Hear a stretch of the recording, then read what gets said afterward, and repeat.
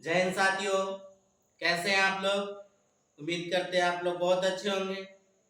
तो आज मैं फिर आप लोगों के बीच भूगोल का रामबाण यूं कह ले तो अगर आप इस भूगोल के टेस्ट में 80 में 80 अगर नंबर ले आते हैं तो समझिए आपका बोर्ड का एग्जाम 2026 का सोशल साइंस में स्पेशली क्लियर है। क्योंकि आज मैंने ऐसा ऐसा क्वेश्चन आप बच्चों के बीच लेकर आया हूं जो आपके मैट्रिक परीक्षा 2026 में महत्वपूर्ण भूमिका निभाने वाली है। और भूगोल का वो वीवीआई क्वेश्चन जो इस बार 2026 के एग्जाम में पूछने की 100% गारंटी है, उसको मैं लेकर उपस्थित हो गया हूं। तो आप लोग बने रहें और हर एक क्वेश्चन को आप लोग अपने कॉपी में नोट करेंगे और उसका आंसर जवाब भेजेंगे। तो मैं शुरू करता हूं आज का भूगोल का क्वेश्चन से। पहला क्वेश्चन है कि निम्न में कौन अजैविक संसाधन है। निम्न में कौन अजैविक संसाधन है। सबसे पहले आप लोग अगर किताब पढ़े हैं, भूगोल को जाने हैं तो जान लीजिए। अगर नहीं जाने हैं तो हमारे YouTube channel MS teaching points पर जाकर देख लें, वहां पूरा वीडियो आपको मिल जाएगी। आज मैं इसका ऑब्जेक्टिव करा रहा हूं, ठीक ना। तो हम जानेंगे पहले कि निम्न में कौन अजैविक संसाधन है। तो सबसे पहले हम जानेंगे जैविक और अजैविक क्या होता है। सबसे पहले हम जानेंगे जैविक और अजैविक क्या होता है। जैविक और अजैविक क्या होता है। सबसे पहले हम जैविक और अजैविक के बारे में जानेंगे कि जैविक और अजैविक क्या होता है ना। तो जैविक वो होता है जिसमें जीवों का लक्षण पाया जाए, जिसमें जीवों का लक्षण जिसमें लक्षण पाया जाता है वो क्या कहलाता है, जैविक संसाधन कहलाता है ना। इसमें जीवित चीजों को लिया जाता है, इसमें जीवित चीजों को लिया जाता है ना। चलिए, अजैविक संसाधन क्या होता है, इसमें जीवों का लक्षण नहीं पाया जाता। अर्थात आप कह सकते हैं कि इसमें जो है निर्जीव वस्तुएं होती हैं उनका बोध होता है। तो जो निर्जीव संसाधन का बोध कहलाता है वो क्या कहलाता है, अजैविक संसाधन। तो उसी से हम देखेंगे इसमें करा निम्न में कौन अजैविक संसाधन है, अर्थात जिसमें निर्जीव का अंश, निर्जीव का लक्षण हो। जिसमें निर्जीव का लक्षण पाया जाएगा वो क्या कहलाएगा, अजैविक संसाधन कहलाएगा। और ये बहुत इंपॉर्टेंट है, 2024 के सेकेंड पाली में पूछा हुआ क्वेश्चन है। तो हम देखेंगे मानव में तो जीवों का लक्षण पाया जाएगा, तो ये क्या होगा, जैविक संसाधन हो जाएगा, अजैविक तो होगा नहीं। पक्षी में भी जीवों का लक्षण पाया जाएगा। पेड़ में भी जीवों का लक्षण पाया जाएगा। एक है नदी जिसमें जीवित जीवों का लक्षण, सजीव का लक्षण यूं कह ले तो नहीं पाया जाएगा। तो अजैविक संसाधन क्या हो जाएगा, तो आप कहेंगे कि अजैविक संसाधन नदी हो जाएगा। ठीक है, चलिए आगे बढ़ते हैं। आगे कहता है कि पर्यावरण संरक्षण हेतु पहला विश्व शिखर सम्मेलन कब आयोजित हुआ। पर्यावरण संरक्षण हेतु पहला विश्व शिखर सम्मेलन कब आयोजित हुआ था। तो आप जानते हैं कि पर्यावरण जो है, पर्यावरण बहुत प्रदूषित हो रहा है, ग्लोबल वार्मिंग बढ़ रहा है, गर्मियां बहुत बढ़ रही है, हिमस्खलन हो रहा है। देख रहे हैं कि बड़े बड़े जो है बर्फ का पहाड़ क्या हो रहा है, पिघल रहा है, गर्मियां अधिक बढ़ रही है। तो ये गर्मी को कंट्रोल करने के लिए है ना, पर्यावरण को दूषित ना होने के लिए, उसको बचाने के लिए, पर्यावरण संरक्षण के लिए एक सम्मेलन हुआ था। जो कब हुआ था, तो आप कहेंगे 1992 ईस्वी में हुआ था। पर्यावरण संरक्षण हेतु पहला विश्व शिखर सम्मेलन कहाँ हुआ था, तो आप कहेंगे कि कब हुआ था, तो 1992 ईस्वी में हुआ था। और ये हुआ था कहाँ, ब्राजील में हुआ था। कहाँ हुआ था, तो यूं कह लेंगे आप लोग कि ब्राजील में, है ना। ब्राजील में क्या हुआ था, पर्यावरण संरक्षण हेतु पहला विश्व शिखर सम्मेलन। पहला विश्व शिखर सम्मेलन कहाँ हुआ था, तो लेंगे कि ब्राजील में हुआ था फर्स्ट पर्यावरण संरक्षण, पर्यावरण संरक्षण सम्मेलन।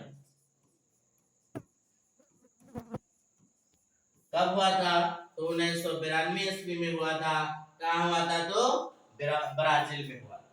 चलिए आगे देखेंगे। आगे कहता है निम्न में कौन अनवीकरणीय ऊर्जा का स्रोत है?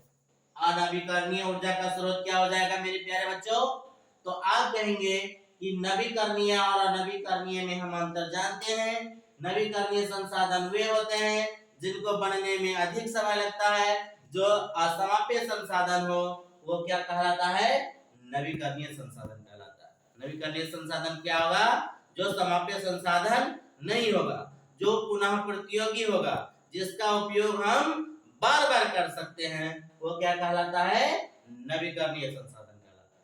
ठीक है, तो नवीकरणीय संसाधन क्या होगा? जिसका उपयोग हम बार बार कर सकते हैं। कोयला, कोयला का उपयोग हम बार बार कर सकते हैं? नहीं। आप कहेंगे सर मैं तो कोयला एक मरतबा यूज करूंगा उसके बाद वो राख हो जाएगा, उसका दोबारा फिर उपयोग होगा? तो नहीं होगा। सौर ऊर्जा, हाँ सौर ऊर्जा का उपयोग आप बार बार कर सकते हैं।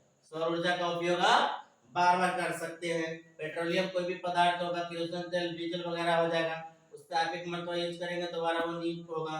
प्राकृतिक गैस का भी दोबारा यूज नहीं होगा। तो नवीकरणीय ऊर्जा का स्रोत क्या हो जाएगा? सौर ऊर्जा। चलिए आगे देखेंगे। प्रथम पृथ्वी सम्मेलन कहाँ आयोजित हुआ? मैंने आपको पढ़ाया था कि प्रथम पृथ्वी सम्मेलन, द्वितीय पृथ्वी सम्मेलन और तृतीय पृथ्वी सम्मेलन, है ना? 3 गो पृथ्वी सम्मेलन हुआ था और ये तीनों कहाँ हुआ था? तो आप कहेंगे कि प्रथम पृथ्वी सम्मेलन जो है रियो डी जनेवा या जनेरो में हुआ। कहाँ हुआ था?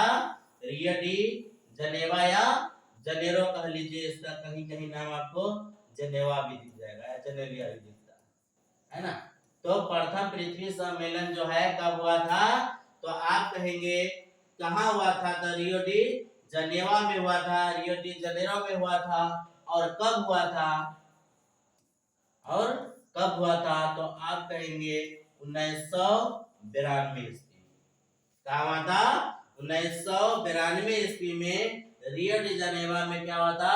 प्रथम पृथ्वी सम्मेलन हुआ था, है ना? प्रथम पृथ्वी सम्मेलन, फर्स्ट पृथ्वी सम्मेलन कब हुआ था? तो 1992 में हुआ था। कहाँ हुआ था? रियो डी जनेवा में हुआ था। अगर सेकेंड हम देख लेते हैं तो सेकेंड कहाँ हुआ था? न्यूयॉर्क में हुआ था। सेकेंड कब हुआ था? 1997 में हुआ था। कहाँ हुआ था? तो न्यूयॉर्क में हुआ था। उसके बाद आप थर्ड देखेंगे तो थर्ड कहाँ हुआ था? तो आप कहेंगे सर कि प्रथम पृथ्वी सम्मेलन रियो डी जनेवा में हुआ था, 1992 ईस्वी में हुआ था। थर्ड जो सेकेंड हुआ था वो कहाँ हुआ था? न्यूयॉर्क में हुआ था, 1997 में हुआ था। 5 साल पे हुआ था। थर्ड जो हुआ था जोहान्सबर्ग में हुआ था, वो कब हुआ था? इसमें 5 और जोड़ देंगे तो हो जाएगा 2002। ठीक है, तो पृथ्वी सम्मेलन समझ गए। प्रथम पृथ्वी सम्मेलन कब हुआ था? तो प्रथम पृथ्वी सम्मेलन 1992 ईस्वी में हुआ था। कहाँ हुआ था? तो रियो डी जनेवा में हुआ। क्लियर है? चलिए आगे देखेंगे। आगे कहता है निम्न में कौन अनवीकरणीय संसाधन है? मेरे प्यारे बच्चों, तो मैं आपको क्या है नवीकरणीय और अनवीकरणीय संसाधन के बारे में बता दिया था कि नवीकरणीय और अनवीकरणीय क्या हो जाएगा। तो नवीकरणीय और अनवीकरणीय में अनवीकरणीय को हमने देखा था कि जिसका उपयोग हम एक से दोबारा नहीं कर सकते हैं, जो समाप्य संसाधन हो, जिनको बनने में क्या हो लाखों समय लग जाता है, लाखों वर्ष लग जाता है, वो क्या कहलाता है? अनवीकरणीय संसाधन कहलाता है। सौर ऊर्जा, तो सौर ऊर्जा तो हमने कहा कि इसका उपयोग आप बार बार कर सकते हो। सौर ऊर्जा का उपयोग आप बार बार कर सकते हो, तो ये तो नवीकरणीय ऊर्जा हो जाएगा। जीवाश्म ईंधन, जल विद्युत, तो जल विद्युत का उपयोग भी आप बार बार कर सकते हो। पवन ऊर्जा, इसका भी उपयोग आप बार बार कर सकते हो। एक हो जाएगा जीवाश्म ईंधन, जिसका उपयोग आप बार बार नहीं कर सकते हो। तो जीवाश्म ईंधन क्या हो जाएगा? अनवीकरणीय संसाधन। ठीक है, चलिए आगे देखेंगे। आगे कहता है प्राकृतिक संसाधनों के संरक्षण के लिए 1968 में कौन सा कन्वेंशन हुआ? प्राकृतिक संसाधनों को संरक्षण के लिए जो भी प्राकृतिक संसाधन, प्राकृतिक संसाधन क्या हो जाएगा? वे संसाधन जो हमें प्रकृति से प्राप्त हो, वे संसाधन जो हमें भगवान के दिया हुआ हो, खुदा का दिया हुआ संसाधन क्या कहलाता है? प्राकृतिक संसाधन कहलाता है। जैसे में जल, प्राकृतिक संसाधन क्या हो जाएगा? तो आप कहेंगे सर जल, पेड़ पौधा, पेड़ पौधा प्रकृति द्वारा प्राप्त है हमें। मृदा कह ले, मिट्टी, ये क्या है? प्रकृति द्वारा प्राप्त है। हवा कह ले, सूर्य कह ले, ये सब क्या हो जाएगा? प्रकृति द्वारा प्राप्त हमें उनका संसाधन मिलता है। तो ये जो प्राकृतिक संसाधनों का संरक्षण के लिए, उसके बचाने के लिए, उसके दुरुपयोग के लिए नहीं, है ना, एक कन्वेंशन हुआ था। वो कहेंगे आप कहाँ हुआ था, कौन सा कन्वेंशन हुआ था? तो आप कहेंगे कि अफ्रीकी कन्वेंशन हुआ था। कौन सा कन्वेंशन हुआ था? तो आप कहेंगे अफ्रीकी कन्वेंशन हुआ था। कब हुआ था? तो 1968 ईस्वी में हुआ था। प्राकृतिक संसाधनों के संरक्षण के लिए कौन सा कन्वेंशन हुआ था? तो आप कहेंगे कि अफ्रीकी कन्वेंशन हुआ था। ठीक है, चलिए आगे देखेंगे। कहता है द्वितीय पृथ्वी सम्मेलन कहाँ आयोजित हुआ? तो द्वितीय पृथ्वी सम्मेलन के बारे में हम आपको बता दिए हैं, न्यूयॉर्क, पेरिस, मॉस्को या इनमें से कोई नहीं। तो क्या हो जाएगा? न्यूयॉर्क। द्वितीय पृथ्वी सम्मेलन कब हुआ था? तो आप कहेंगे 1997 ईस्वी में। कहाँ हुआ था? न्यूयॉर्क में हुआ था। ठीक है, द्वितीय पृथ्वी सम्मेलन कहाँ हुआ था? तो आप कहेंगे द्वितीय पृथ्वी सम्मेलन न्यूयॉर्क में हुआ था। द्वितीय पृथ्वी सम्मेलन कहाँ हुआ था? न्यूयॉर्क में हुआ था। प्रथम पृथ्वी सम्मेलन कहाँ हुआ था? रियो डी जनेवा में हुआ था। तृतीय पृथ्वी सम्मेलन कहाँ हुआ था? तो आप कहेंगे कि जोहान्सबर्ग में हुआ था। चलिए आगे देखेंगे। आगे कहता है रेगुर किसे कहते हैं, या रेगुर मृदा के नाम से कौन जाना जाता है? तो आप कह सकते हैं कि रेगुर मृदा किसे कहते हैं? तो काली मिट्टी को कहते हैं। काली मिट्टी को क्या कहते हैं? रेगुर मृदा। काली मिट्टी का दूसरा नाम, काली मिट्टी का दूसरा नाम क्या हो जाएगा? तो आप कहेंगे कि सर काली मिट्टी का दूसरा नाम रेगुर मृदा हो जाएगा। काली मिट्टी का दूसरा नाम क्या हो जाएगा? रेगुर मृदा। काली मिट्टी का दूसरा नाम तो आप कहेंगे सर रेगुर मृदा होगा। क्या होगा? रेगुर मिट्टी कहें या मृदा कहें, है ना। काली मिट्टी का दूसरा नाम क्या हो जाएगा? तो रेगुर मृदा हो। काली मिट्टी को हम किस नाम से जाने जाते हैं? तो रेगुर मृदा के नाम से भी जानते हैं। दूसरी बात, काली मिट्टी अधिक कब पाया जाता है? वो कहाँ पाया जाता है? तो आप कहेंगे सर महाराष्ट्र में पाया जाता है। सबसे अधिक काली मिट्टी कहाँ पाया जाता है? तो अधिक पाया जाता है, तो आप कहेंगे कि सर ये महाराष्ट्र में पाया जाता है। काली मिट्टी अधिक कहाँ पाया जाता है? तो आप कहेंगे सर महाराष्ट्र में पाया जाता है। दूसरी बात, काली मिट्टी क्यों उपयोगी है? ये भी पूछता है आपको, बार बार आपसे पूछा जाएगा कि काली मिट्टी क्यों उपयोग है, किस लिए उपयोग है? तो आप जानते हैं कि काली मिट्टी में कपास की उत्पादन अधिक होती है। कपास के उत्पादन अधिक होती है ना। तो आपका यह सवाल 80 नहीं, हम आज 80 नहीं, लगभग आपको 150 से 200 क्वेश्चन कराने वाले हैं। यहाँ से आपके कितना क्वेश्चन बन गया? 4 क्वेश्चन बन गया। रेगुर मृदा किस मिट्टी को कहते हैं? तो काली मिट्टी को कहते हैं। काली मिट्टी कहाँ अधिक पाया जाता है? तो महाराष्ट्र में पाया जाता है। काली मिट्टी में अधिक किस फसल की उत्पादन होती है? तो आप कहेंगे कि कपास की उत्पादन अधिक होती है। चलिए आगे देखिए। कहता है निम्न में किसे नवीन जलोढ़ मिट्टी के नाम से जाना जाता है? निम्न में कौन जो है जो नवीन जलोढ़ मिट्टी के नाम से जाना जाता है? 2024 में पूछा हुआ क्वेश्चन है, बहुत इंपोर्टेंट है ना। तो नवीन जलोढ़ मिट्टी के नाम से कौन सा मिट्टी जाना जाता है? तो सबसे पहले हम जानेंगे कि नवीन का मतलब क्या होता है। नवीन का मतलब क्या होता है? तो नवीन का मतलब होता है नया। वह मिट्टी जो नया मिट्टी हो वो क्या कहलाता है? नवीन जलोढ़ मिट्टी कहलाता है। तो आप जानते हो कि गांव घर में देखे होइएगा बाढ़ आता है ना। तो बाढ़ होता है तो क्या होता है, बहुत सारा गंदा पानी आती है ना। पानी में क्या होता है, बहुत सारी मिट्टी जो है बहुत सारी जगहों से आता है। उसके बाद उसमें बहुत सारे खनिज वगैरह होता है, बहुत सारे न्यूट्रिएंट्स होता है। तो क्या होता है, मिट्टी में आता है दहकर, फिर क्या होता है जहाँ पानी का रहता है उसके साथ तो चले आता है धरती तरफ, लेकिन जहाँ धार वहाँ कम होती है वहाँ मिट्टी क्या होती है, बैठ जाती है। तो धीरे धीरे क्या होता है, मिट्टी बैठते बैठते उसमें नया मिट्टी बन जाता है। तो नया मिट्टी बनता है तो आप जानते हैं कि जब नया मिट्टी बन जाता है तो उसमें फसल की उत्पादन अधिक होता है। तो जब फसल की उत्पादन अधिक होगा तो उसे क्या कहेंगे, खादर मिट्टी कहेंगे। तो नवीन जलोढ़ मिट्टी क्या कहा जाता है उसे, तो आप कहेंगे कि सर उसे खादर मिट्टी कहते हैं, है ना। इसमें फसल की उत्पादन क्या होती है, अधिक होती है। इसमें फसल की उत्पादन अधिक होती है, फसल अधिक उपजता है। खादर मिट्टी में क्या होता है, फसल अधिक उपजता है। बहुत इंपॉर्टेंट क्वेश्चन है, सबको आप नोट करते रहिएगा और मेरे साथ बोलते भी रहिएगा। बोलते बोलते भी आपको पूरा का पूरा हम लोग आज लगभग 150 से 200 क्वेश्चन कराने वाले हैं, जो आपको पूरा का पूरा क्लियर होगा।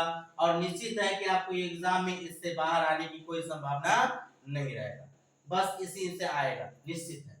तो नवीन जलोढ़ मिट्टी क्या हो जाएगा, तो आप कहेंगे खादर मिट्टी होगा। खादर मिट्टी में क्या होता है, फसल की अधिक उपजता है। चलिए आगे देखेंगे।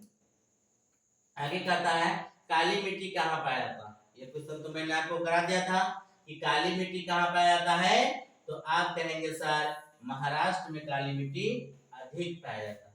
महाराष्ट्र में, महाराष्ट्र के अलावा गुजरात में भी पाया जाता है।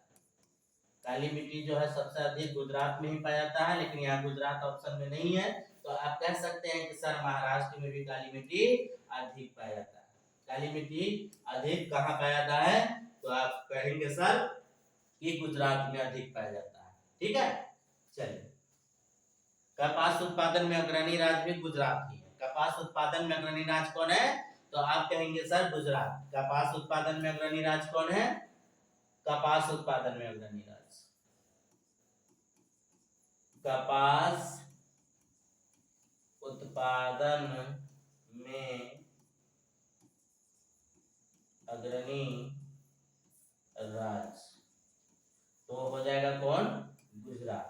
पहला नंबर पे गुजरात आएगा, दूसरा नंबर पे महाराष्ट्र आएगा, है ना। तो काली मिट्टी भी यहाँ महाराष्ट्र ऑप्शन में दिख रहा है, तो महाराष्ट्र में देख लेते हैं। ऐसे काली मिट्टी ज्यादातर गुजरात में पाया जाता है। ठीक है, कपास उत्पादन में अग्रणी राज्य कौन हो जाएगा, तो आप कह लेंगे कि गुजरात होगा। ठीक है, चलिए आगे देखते हैं। कहता है कि निम्न में कौन मृदा निर्माण का कारक है। निम्न में क्वेश्चन पढ़िए और थोड़ा सा दिमाग लगाइए, ऑप्शन देखिए, क्वेश्चन पढ़िए और दिमाग लगाइए कि निम्न में। तो आप क्वेश्चन को देखेंगे, क्वेश्चन से ये समझ में आता है कि ऑप्शन से पहले, ऑप्शन वाला में सिंपल है, पहले आप क्या करेंगे, ऑप्शन को गौर से देखेंगे, है ना। ऑप्शन को आप क्या करेंगे, गौर से देखेंगे, तो ऑप्शन से ही पता चलता रहता है कि इसका आंसर क्या होना चाहिए।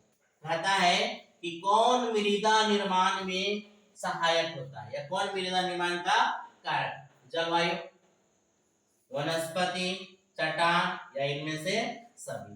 तो क्या हो जाएगा, इनमें से सभी।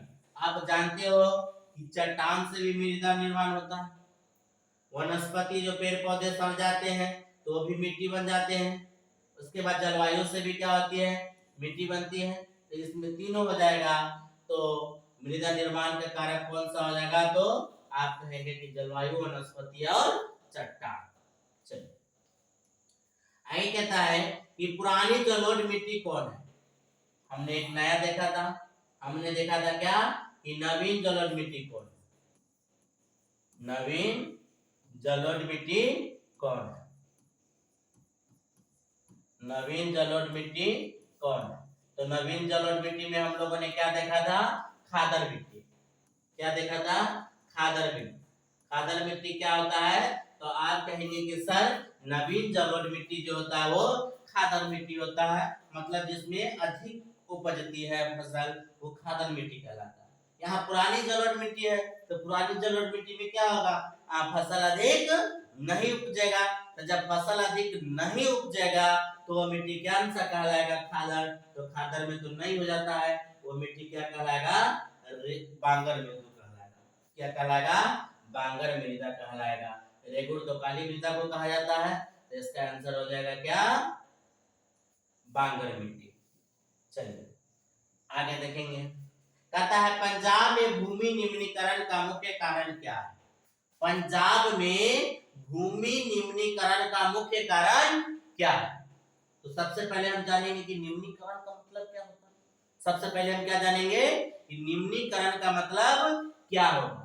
तो निम्नीकरण का मतलब होता है मिट्टी में ह्रास, मिट्टी के उत्पादनता में, उत्पादन की क्षमता में कमी होना, है ना। तो इसमें क्या हो जाएगा, वनोन्मूलन। पेड़ को काटेंगे तो मिट्टी से उतना फर्क हमको नहीं पड़ने वाला।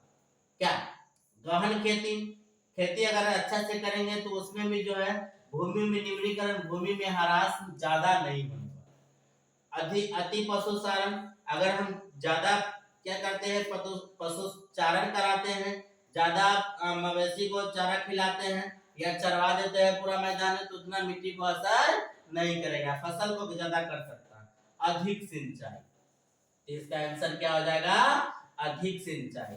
अगर आप खेतों में अधिक पानी पटाते हो तो वो मिट्टी को क्या कर सकता है, निम्नीकरण कर सकता है, मिट्टी में ह्रास कर सकता है, मिट्टी के पौष्टिकता को, न्यूट्रिएंट्स को खत्म कर सकता है। तो मिट्टी में ज्यादा पानी फसल में नहीं पटाना चाहिए, जितना पानी की आवश्यकता होता है उतना ही देना चाहिए। तो भूमि निम्नीकरण का मुख्य कारण क्या हो जाएगा, तो आप कहेंगे पंजाब में सर भूमि निम्नीकरण का मुख्य कारण अधिक सिंचाई। ठीक है, चलिए आगे देखते हैं। आगे कहता है कि मरुस्थलीय मृदा किस राज्य में पाई जाती है। मरुस्थलीय, मरुस्थलीय का मतलब क्या होता है, जहां रेत हो, जहां बालू बालू हो, मरुस्थल हो, पूरा सुखार हो। तो आप जानते हैं कि मरुस्थल मृदा कहाँ होना चाहिए, जहां ज्यादा सुखार हो, ज्यादा बालू हो ना, बारिश का पानी का कम हो। उत्तर प्रदेश में नहीं, राजस्थान में। तो यह इसका ऐसा हो जाएगा क्या, राजस्थान। इसका आंसर क्या हो जाएगा, तो आप कहेंगे कि सर राजस्थान हो जाएगा, है ना। राजस्थान क्या है, मरुस्थल है, पूरा रेत है, बालू है, तो मरुस्थलीय मृदा का भी वही पाया जाएगा। तो मरुस्थलीय मृदा कहाँ पाया जाएगा, तो आप कहेंगे कि सर मरुस्थलीय मृदा तो ज्यादा राजस्थान में पाया जाता है। नहीं मेरे प्यारे बच्चों, आप लोग क्या करें, सबका आंसर आप लोग खुद पहले मैसेज किया करें, कमेंट करते रहिए आप लोग, हम देख रहे हैं कि कौन क्या कर रहे हैं, है ना। चलिए आगे देखते हैं। आगे कहता है दामोदर घाटी परियोजना किस राज्य में स्थित है। तो दामोदर घाटी परियोजना मेरे प्यारे बच्चों झारखंड में स्थित है, पश्चिम बंगाल में स्थित है, बिहार में है या उड़ीसा में है। तो आप कहेंगे कि सर दामोदर घाटी परियोजना तो झारखंड में। दामोदर घाटी परियोजना कहाँ है, तो आप कहेंगे कि सर दामोदर घाटी परियोजना तो कहाँ है, झारखंड में है। चलिए आगे कहता है कि इंदिरा गांधी नहर किस राज्य में स्थित है। इंदिरा गांधी नहर किस राज्य में स्थित है। तो आप कहेंगे कि सर इंदिरा गांधी नहर किस राज्य में स्थित है, तो इंदिरा गांधी नहर राजस्थान में स्थित है। इंदिरा गांधी नहर किस राज्य में स्थित है, तो आप कहेंगे कि सर इंदिरा गांधी नहर राजस्थान में स्थित है। जब तत्कालीन राष्ट्रपति इंदिरा गांधी देखी कि राजस्थान में सुखाड़ पड़ रहा है, फसल नहीं हो पा रही है, तो उन्होंने क्या की थी, एक नहर बनवाई थी जिसका नाम था इंदिरा नहर, है ना। तो इंदिरा गांधी नहर कहाँ है, तो आप कहेंगे कि सर राजस्थान में है। इंदिरा गांधी नहर किस राज्य में है, तो राजस्थान में। कहता है आगे कि शरावती नदी घाटी परियोजना कहाँ, क्या कहता है कि शरावती नदी घाटी परियोजना कहाँ, तो शरावती नदी घाटी परियोजना कहाँ है, तो आप कहेंगे कि सर कर्नाटक में। शरावती नदी घाटी परियोजना कहाँ है, तो मेरे प्यारे बच्चों आप क्या बोलोगे कि क्या कहते हैं, कर्नाटक में। शरावती नदी घाटी परियोजना कहाँ है, तो आप कहेंगे कि सर कर्नाटक में। चलिए आगे करता है, किस भाग में मैंग्रोव वन का अधिक पाया जाता है। मैंग्रोव वन जो है सबसे अधिक कहाँ पे आता है। तो सबसे पहले मैंग्रोव वन के बारे में जान लो कि मैंग्रोव वन कहाँ होता है, जहाँ ज्यादा जंगले हो और जहाँ मैंग्रोव वन क्या होता है मृदा अपरदन में बहुत महत्वपूर्ण भूमिका निभाता है ना। जहाँ होता है वहां की मिट्टी को बहने नहीं देता है। इसकी जड़ें जो होती है, इसकी जो सर होता है वो क्या होता है बहुत लंबा लंबा होता है, तो मिट्टी को क्या करता है जकोर के रख ले रहता है ना। तो आप कहेंगे कि सर पूर्वोत्तर राज्य में, तो नहीं। सुंदरवन में, तो हाँ सुंदरवन में क्या होता है मैंग्रोव वन अधिक पाया जाता है। आप जानते हो कि सबसे घना वन है सुंदरवन ना, जो बाघ के लिए बहुत फेमस है। आप ये भी जानते हो कि सुंदरवन कहाँ है, सुंदरवन कहाँ है, तो आप कहे दो कि सर ये तो पश्चिम बंगाल में, ये कहाँ है पश्चिम बंगाल में। और पश्चिम बंगाल का एक क्रिकेटर जो है वो क्या कहलाता है, आप हमें कमेंट में जरूर बताओ। चलिए आगे देखिए, आगे कहता है कि दक्षिण भारत की सबसे बड़ी नदी घाटी परियोजना कौन सा है। दक्षिण भारत की सबसे बड़ी, यहाँ क्या कर रहा है दक्षिण भारत की, भारत की सीधे नहीं कर रहा है, भारत का कहेगा तो उसका फिर अलग हो जाएगा। यहाँ कह रहा है दक्षिण भारत की, तो दक्षिण भारत की सबसे बड़ी नदी घाटी परियोजना, तो आप कहेंगे सर वो तो तुंगभद्रा। तुंगभद्रा क्या है नदी घाटी परियोजना जो है दक्षिण भारत की सबसे बड़ी नदी घाटी परियोजना है, वो कौन सा है, तो आप कहेंगे कि सर वो तो तुंगभद्रा है। चलिए आगे देखते हैं, आगे कहता है कि भूमिगत जल स्तर की गिरावट रोकने के लिए कौन योजना चलाई गई है ना। सॉरी, क्या कहता है कि नदी घाटी परियोजना जो भूमिगत जल स्तर की गिरावट रोकने के लिए क्या कर रहा है कि भूमिगत जल स्तर की गिरावट को रोकने के लिए कौन सा योजना है ना। तो अभी आप लोगों ने देखा था बिहार में खासकर जो है क्या कहते हैं हम लोग का जो एरिया जाता है सीतामढ़ी हो मुजफ्फरपुर हो, और उसके बाद सीतामढ़ी का ज्यादातर इलाके में क्या होता है भूमिगत जल स्तर बहुत नीचे चला गया है ना। जल की जो स्तर है वो क्या है बहुत नीचे चला गया हुआ है, हम लोग जो है पानी के लिए तरस तरस के मर रहे हैं है ना। तो इसकी मेन कारण क्या है कि हम लोग पानी का बहुत दुरुपयोग करते हैं। तो हमारे प्यारे बच्चों पानी का ज्यादा दुरुपयोग नहीं करना चाहिए, पानी जितना हमें यूज होने के लायक उतना ही करना चाहिए। आप देखे होंगे कि लोग क्या करते हैं मोटरसाइकिल को धोना है तो उसमें 4 से 5 डोल के अलावा 10 डोल भी चक्का धोएगा, 2 डोल से 2 डोल इंजन को धोएगा, 2 डोल उसको वाटर को साफ करेगा, ये सब करेगा, तो पानी का बहुत ज्यादा दुरुपयोग कर रहा है। ज्यादा पानी का दुरुपयोग करने के कारण से क्या हो रहा है भूमि का जल स्तर नीचे होते जा रहा है, और हमारा बिहार भी अब लग रहा है कि मुंबई दिल्ली हो गया ना। वहाँ यहाँ भी पानी की बहुत किल्लत हो गई थी, बहुत लोगों ने बहुत कंप्लेन भी किया था सरकार के पास, लेकिन सरकार जो है सुनने को तैयार नहीं। तो कहता है कि भूमिगत जल स्तर की गिरावट रोकने के लिए कौन सा योजना चलाई गई थी, तो उसकी जो गिरावट जो अंदर जा रही थी जल उसको रोकने के लिए वर्षा जल संग्रहण किया गया था, वाटर सेट मैनेजमेंट किया था, ड्रिप सिंचाई या इनमें से सब। तो आप कहेंगे कि सर ये तो सब हो जाएगा, वर्षा जल संग्रहण भी करना चाहिए, पानी को हमें बचाना भी चाहिए। हमने देखा होगा कि पानी बारिश का पानी हम लोग क्या करते थे जब बारिश हुआ था कुछ दिन पहले, तो हम लोगों ने देखा था कि डोल में बाल्टी में कुछ डब्बा वगैरह में भर कर उसका फिर उपयोग किए थे है ना। वाटर सेट मैनेजमेंट भी किए थे, पानी का कहीं कहीं हम लोगों ने क्या किया था नाली गड्ढा ये सब बनाकर किया था।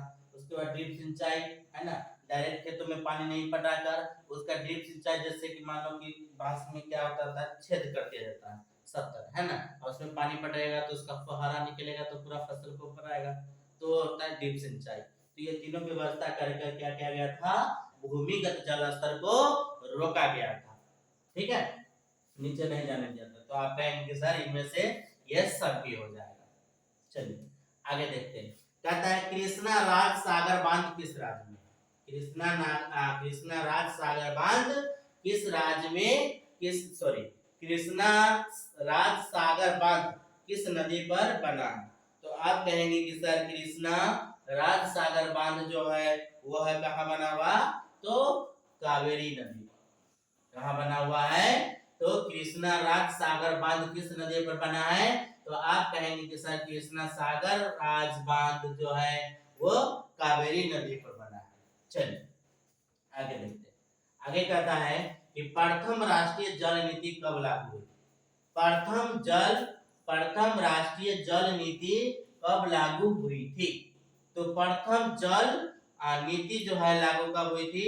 तो आप कहेंगे कि सर प्रथम जल नीति जो है वो लागू हुई थी सितंबर 1987 ईस्वी को। कब हुआ था? सितंबर 1987 ईस्वी को क्या हुआ था? प्रथम जल नीति लागू हुई थी। तो आप कहेंगे कि प्रथम राष्ट्रीय जल नीति कब लागू हुई थी? तो वो लागू हुई थी सितंबर 1987 ईस्वी को। तो प्रथम जल नीति कब लागू हुई थी? तो आप कहेंगे कि सर प्रथम जल नीति जो लागू हुई थी सितंबर 1987 ईस्वी को लागू हुई थी। आगे कहता है कि भाखड़ा नांगल परियोजना किस नदी पर है? भाखड़ा नांगल परियोजना किस नदी पर है? तो आप जानते हो कि भाखड़ा नांगल परियोजना किस नदी पर है? तो आप कहेंगे कि मेरे सर वो तो सतलज नदी पर स्थित है ना? मेरे प्यारे बच्चों, आप लोग कमेंट्स करते रहेंगे, बताते रहेंगे कि पहले आंसर आप लोग खुद बता देंगे फिर मैं बताऊंगा, ठीक है? तो भाखड़ा नांगल परियोजना किस नदी पर है? बोलो बोलो, किस नदी पर है? क्या? तो वो हो जाएगा किस नदी पे? सतलज नदी पे, ठीक है? भाखड़ा नांगल परियोजना किस नदी पर हो जाएगा? तो वो सतलज नदी पर, ठीक है? चलिए आगे कहता है कि भारत का सबसे लंबा बांध कौन सा? भारत का सबसे लंबा बांध 2021 और 2023 में पूछा हुआ क्वेश्चन है, बहुत इंपोर्टेंट क्वेश्चन है, सबसे इंपोर्टेंट क्वेश्चन है। तो भारत का सबसे लंबा बांध, मेरे प्यारे बच्चों, क्या आप जानते हो कि भारत का सबसे लंबा बांध कौन सा है? तो आप कहेंगे सर वो तो हीराकुंड बांध। भारत का सबसे लंबा बांध कौन सा है? तो हीराकुंड है। चलिए एक और, हीराकुंड बांध किस नदी पर है? यह भी पूछ सकता है आपसे, यह किस नदी पर है? तो किस नदी पर पूछेगा? तो किस नदी पर है? तो आप कहेंगे कि सर ये तो भाखड़ा नांगल बांध जो है वो है आपको महानदी। भाखड़ा नांगल बांध कहाँ हो जाएगा? तो महानदी पर, है ना? आपसे यह भी पूछा जाएगा कि किस नदी पर है? तो महानदी पर है। हीराकुंड बांध जो है, सॉरी भाखड़ा कहा गया था, है ना? हीराकुंड बांध जो है किस नदी पर है? तो वो महानदी हो जाएगा। पूछेगा कि राज्य कौन सा है? तो महानदी किस राज्य में पड़ती है? तो आप कहेंगे कि सर वो तो पहले उड़ीसा कहलाता था, अब ओडिशा कहलाता है, कि ओडिशा राज्य में स्थित है ना? यहाँ से आपसे 3 क्वेश्चन बनेगा कि क्या कहेगा कि भारत का सबसे लंबा बांध कौन सा है? क्या कहेगा मेरे प्यारे बच्चों? वो क्या कहलाएगा कि भारत का सबसे लंबा बांध। तो सबसे लंबा बांध क्या कहेंगे आप? तो कहेंगे कि वो सर हीराकुंड बांध है। और आपसे पूछेगा कि हीराकुंड बांध किस राज्य में है? तो आप कहेंगे सर वो तो ओडिशा में है। फिर आपको पूछेगा कि हीराकुंड बांध किस नदी पर है? तो आप कहेंगे कि सर वो तो किसी नदी पर होगा ही, तो वो नदी कौन सा है? तो वह नदी महानदी है। वो कौन सा नदी है? महानदी। चलिए आगे देखेंगे। आगे कहता है देश के बांधों को किसने भारत का मंदिर कहा?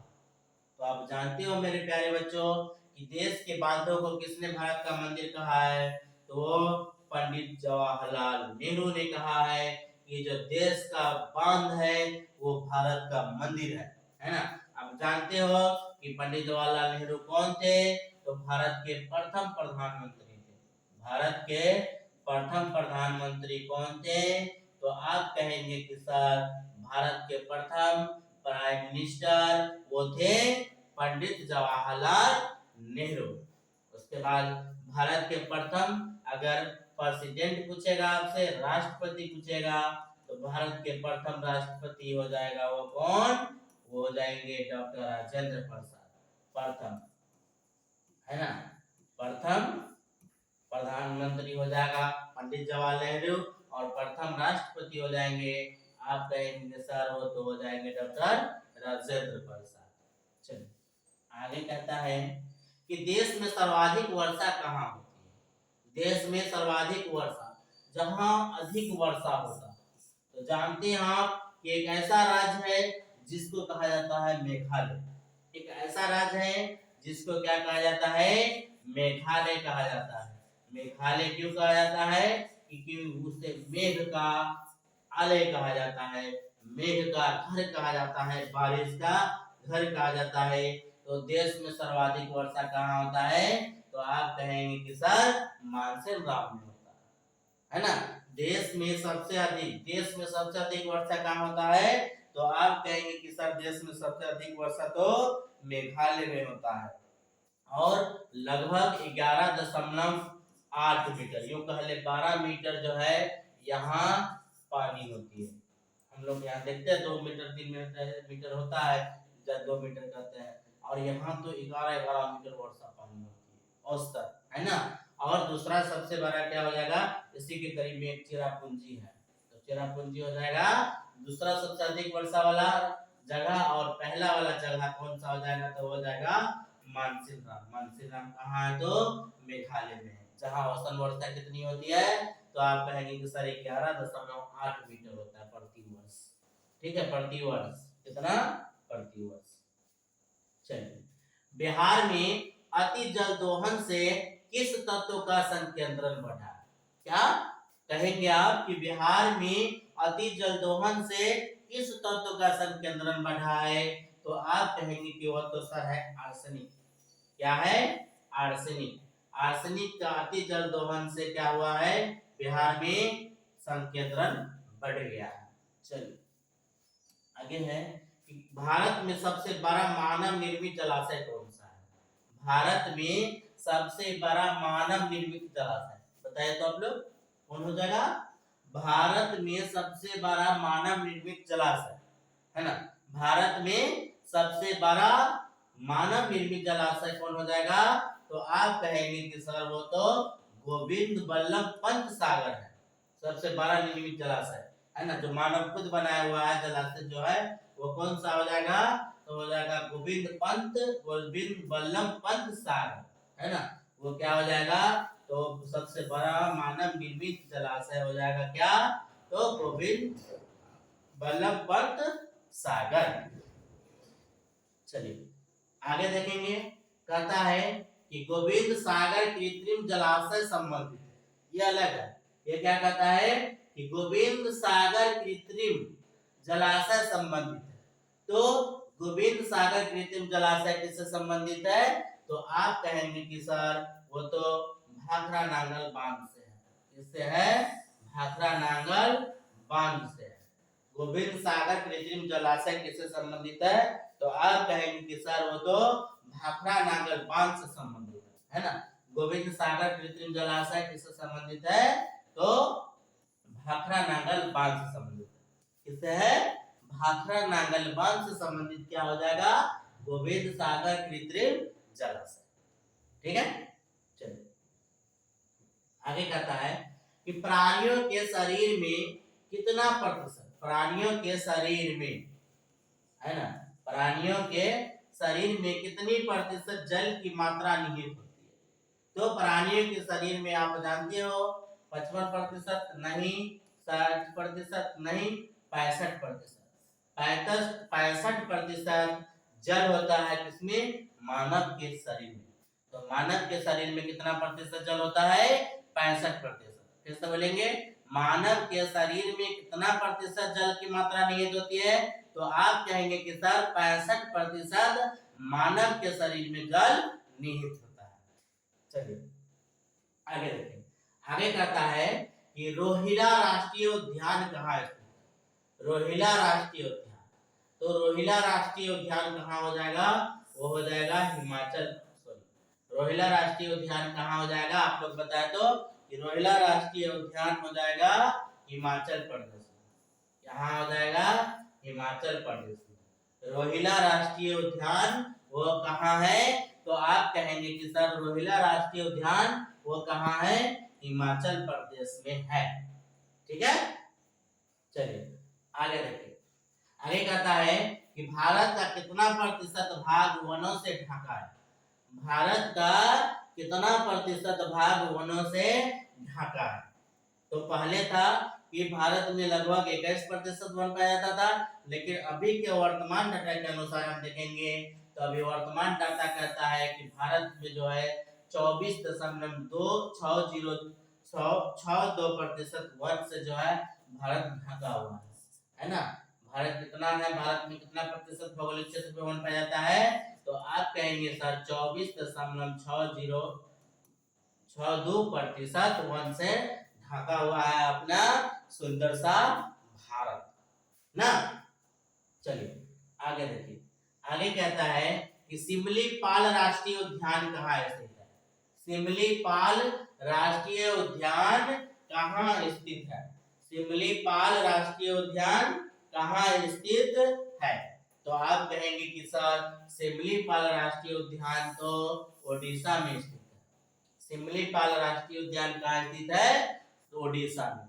सिमलीपाल राष्ट्रीय उद्यान कहाँ हो जाएगा, तो ओडिशा हो जाएगा। सिमलीपाल राष्ट्रीय उद्यान कहाँ है, तो ओडिशा में। आप सुनते सुनते आपको याद हो जाएगा, ज्यादा आपको सोचने की जरूरत नहीं है, ज्यादा आपको टेंशन लेने की जरूरत नहीं है। आप सिर्फ देखते रहिए, पढ़ते रहिए, आपको निश्चित है आपको देखते देखते याद हो जाएगा, सुनते सुनते याद हो जाएगा। ठीक है, आगे कहता है कि क्यूनाइन का उपयोग कहाँ होता है, तो आप जानते हैं कि क्यूनाइन का उपयोग मलेरिया में होता है। क्यूनाइन का उपयोग कहाँ होता है, तो आप कहेंगे कि मेरे प्यारे सर वो हो जाएगा क्यूनाइन, क्या मेरे प्यारे सर क्या हो जाएगा, मलेरिया। प्यारे लग रहे हैं ना आप लोग को, तो क्यूनाइन का उपयोग कहाँ हो जाएगा, तो आप कहेंगे कि सर वो तो मलेरिया में उपयोग होता है। ठीक है, नहीं प्यारे आप लोग भी बहुत अच्छे बच्चे हो, है ना, बहुत अच्छे से मेहनत करके पढ़ो, आप लोग भी एग्जाम में अच्छा करो, है ना। क्या होगा, आपका भी नाम रोशन होगा, आपके समाज का भी होगा, आपके माँ बाप का भी होगा, साथ साथ आप लोग को मिलेगा क्या, 10,000, है ना।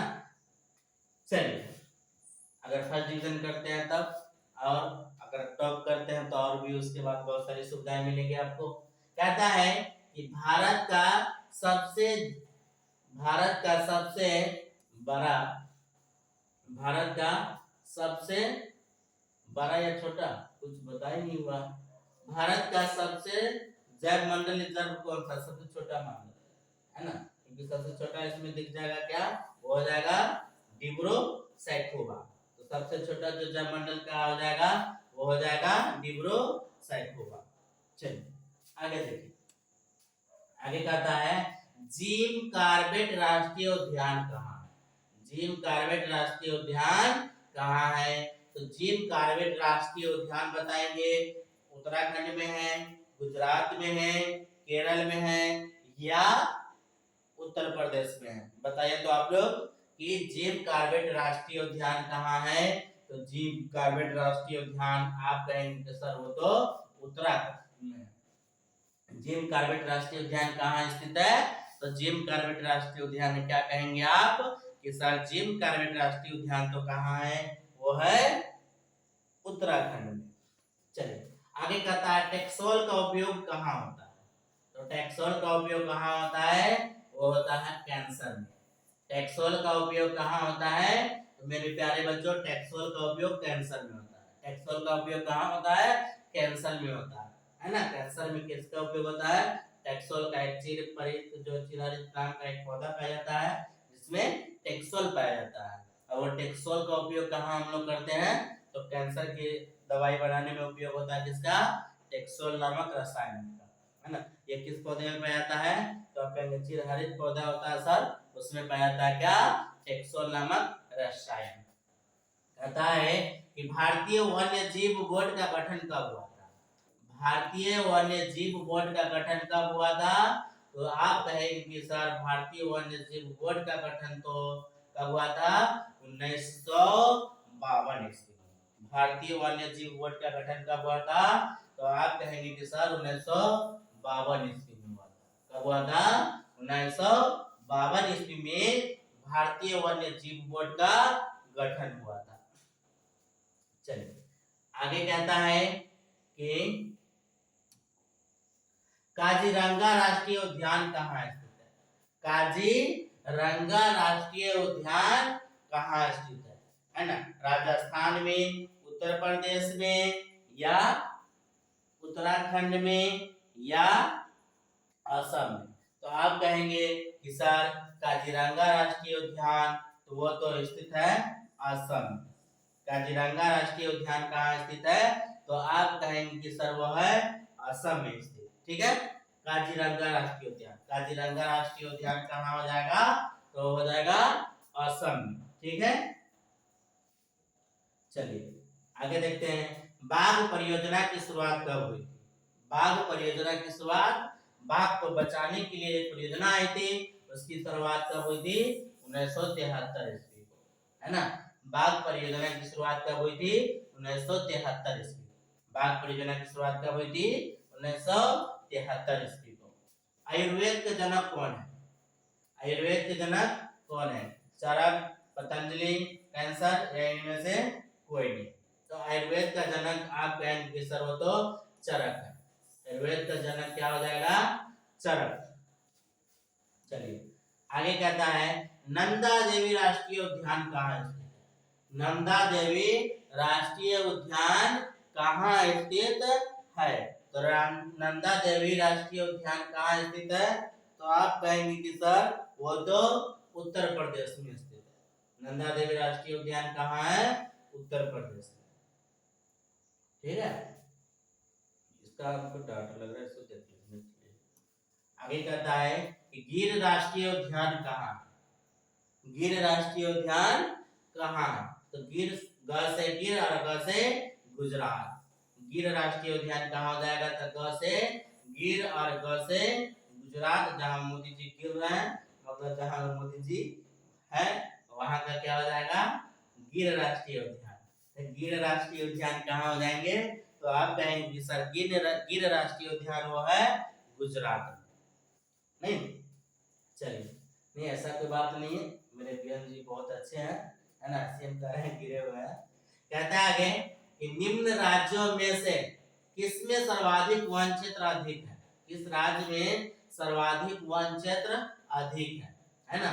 तो हो जाएगा मध्य प्रदेश। मध्य प्रदेश में सबसे अधिक वन क्षेत्र पाया जाता है।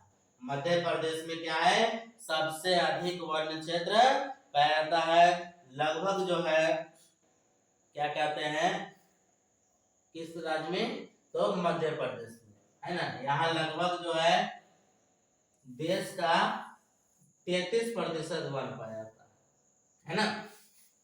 चलिए आगे कहता है कि वन संरक्षण एवं प्रबंधन की दृष्टि से वनों को कितने भागों में बांटा गया है? तो वन संरक्षण एवं वन प्रबंधन की दृष्टि से वनों को 3 भागों में बांटा गया है। वन संरक्षण एवं वन प्रबंधन की दृष्टि से वन को कितने भाग में बांटा गया है? तो आप कहेंगे कि सर वन संरक्षण एवं वन प्रबंधन की दृष्टि से वन को 3 भागों में बांटा गया है। चलिए आगे कहता है कि निम्न में से कौन सा जानवर केवल भारत में पाया जाता है? 2011-2020 का पूछा हुआ इंपॉर्टेंट क्वेश्चन कह रहा है कि निम्न में से कौन सा जानवर केवल भारत में पाया जाता है? तो डॉल्फिन एक ऐसा जानवर है जो केवल भारत में ही पाया जाता है। आगे कहता सुंदरवन कहाँ? तो हमने बताया था आपको कि मेरे प्यारे बच्चों, मेरे प्यारे नन्हे मुन्ने, वो पश्चिम बंगाल है जहाँ सुंदरवन है। पश्चिम बंगाल है जहाँ सुंदरवन है। बताओ तो पश्चिम बंगाल में सुंदरवन है। सुंदरवन जो है क्यों फेमस है? आप लोग कमेंट्स में बताइए कि सुंदरवन क्यों फेमस है। दूसरा का क्वेश्चन, पहला क्वेश्चन है कि सुंदरवन क्यों फेमस है? सुंदरवन क्यों प्रसिद्ध है ना? क्यों प्रसिद्ध है? और दूसरा का बताइए कि सुंदरवन में अधिक कौन सा पेड़ पाया जाता है? सुंदरवन में अधिक जो है कौन सा पौधा पाया जाता है? अधिक जो है कौन सा पेड़ पाया जाता है? ये 2 क्वेश्चन आपके कमेंट्स में जवाब दीजिए जल्दी फटाफट। चलिए आगे देखिए, आगे कहता है भारत किस खनिज के उत्पादन में विश्व में अग्रणी है? भारत किस खनिज के उत्पादन में विश्व में अग्रणी है? तो आप जानते हो कि भारत में सबसे अधिक क्या होता है? अवरक होता है। तो भारत किस खनिज के उत्पादन में अग्रणी है? तो वह है अभ्रक, है ना। भारत जो है अभ्रक उत्पादन में अग्रणी है। चलिए आगे कहता है कि निम्न में कौन लौह अयस्क का एक प्रकार है? लौह अयस्क का तो आप लोग जानते हो कि हम लोग 10th में पढ़े हैं कि लौह अयस्क कितने प्रकार का होता है। तो आप लोग कहोगे कि सर हम लोगों ने पढ़ा था कि लौह अयस्क 3 प्रकार का होता है, मैग्नेटाइट,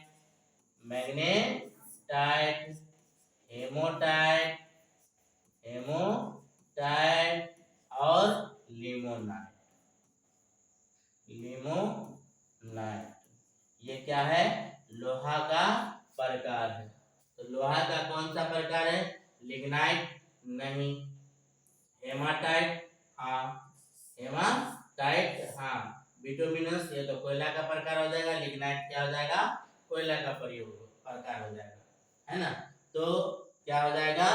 लौह अयस्क का कौन सा एक प्रकार हो जाएगा? तो आप कहेंगे कि सर लौह अयस्क तो हेमाटाइट है, लिमोनाइट है और मैग्नेटाइट है। तो लौह अयस्क इसमें से क्या हो जाएगा? हेमाटाइट। आगे कहता है कि मैग्नीज उत्पादन में अग्रणी राज्य कौन है? मैग्नीज उत्पादन में अग्रणी राज्य कौन है? तो आप कहेंगे कि सर मैग्नीज उत्पादन में अग्रणी राज्य जो है वो है ओडिशा। मैग्नीज उत्पादन में अग्रणी राज्य कौन है? ओडिशा। लगभग 40% से अधिक उत्पादन जो होता है वो कहाँ होता है? तो ओडिशा में होता है। मैग्नीज का उत्पादन जो है 40% से अधिक कहाँ होता है? तो ओडिशा में होता है। और भारत में मैग्नीज उत्पादन कितने नंबर पे है? आप लोग बताइए। ये तो हो गया राज्य कि राज्य कौन सा है?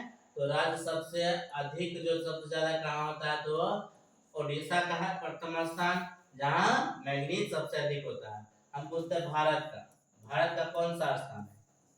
भारत का मैग्नीज उत्पादन में